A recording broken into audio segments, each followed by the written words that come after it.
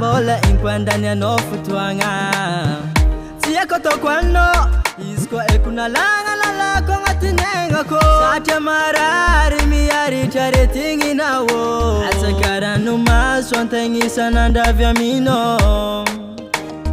Vaduna lava inefisa vya mino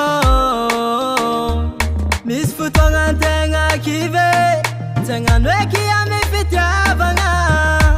Fano Timanye ka foko Azmangan karayu na foko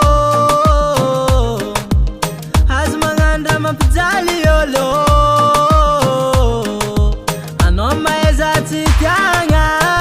Kwa oltangan tato force Azamora varianga Foko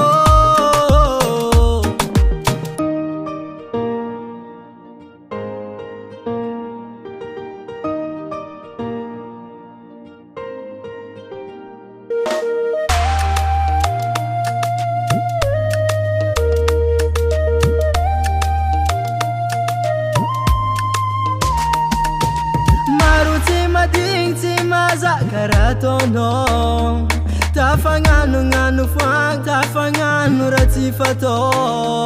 Tizare kim tarangi mitalamino Iskwa fano jolo tianje Atovarwe mini mini Azmangan karayu na foko Azmangan rama pizali yolo